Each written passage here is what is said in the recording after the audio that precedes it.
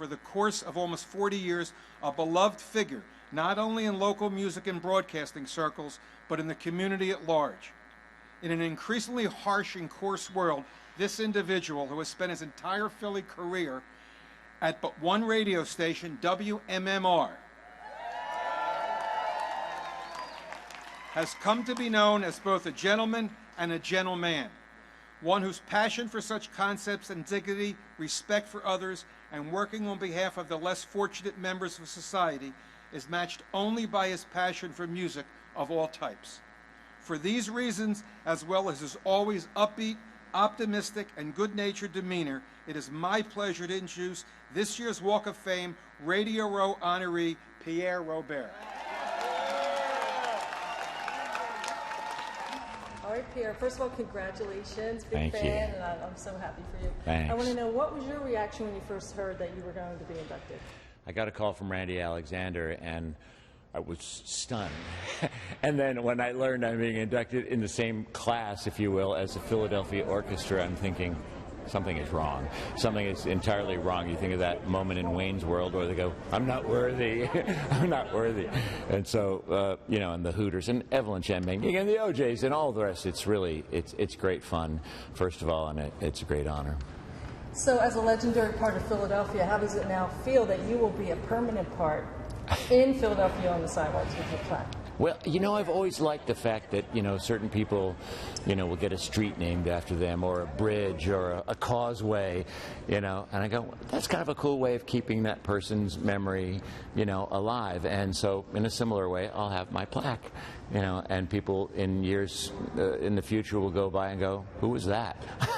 And they'll go, some hippie freak from San Francisco just happened to land in Philadelphia, and it kind of worked out.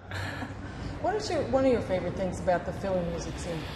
It's so vibrant and so diverse. You see that in our class of inductees, from the Philadelphia Orchestra to the OJs. And then if you look down the list of the people who have made music here or called this place home, it's so diverse and so powerful and affects so many different generations of people. And music is such a powerful and positive force. In a universe that's so divided these days, it's a unifying factor. But the fact that this Philly music scene is still vibrant and still alive and is honored by the PMA this way is particularly wonderful, I think. Is there anything that you would credit to the secret of your success? My hair. Can you say the secret of my success? The secret of my success is my hair and my glasses. Okay, now what would you say to the young... It's a wig, by the way. I highly doubt that. Is it on right? Can I... Where's my makeup guy? Hello? Now, I know you've been here so long, but is there one or two things as a highlight for you that stands out? Live Aid, July 13th, 1985. It was a musical moment, and everything I spoke of, the togetherness, the passion, and the Hooters opened it, first of all, which was stunning. It helped them in their ascent, on the worldwide stage. But for that moment, that day, in London, where all those artists played, and here in Philly, where all these artists gathered, and Philly got the best of the acts, by the way, in my personal opinion. They had some great ones, but we had the best. And it was in JFK Stadium, that crusty old place, but it held 90,000 people. There were 90,000 people on a hot, sweaty afternoon, getting along, sharing things, baking in the heat but not freaking out, and band after band after band, from Jack Nicholson walking out and opening the thing, to the Hooters, to the final moments with Mick Jagger and Tina Turner. It was magical moment after magical moment. The Led Zeppelin reunion happened here for the first time ever.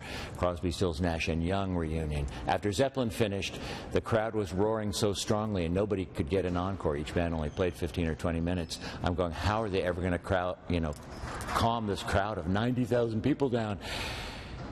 And then Crosby, Stills, Nash and Young came out and played acoustic, and it just brought everyone back to the center. It's just a magical day, and it's ours.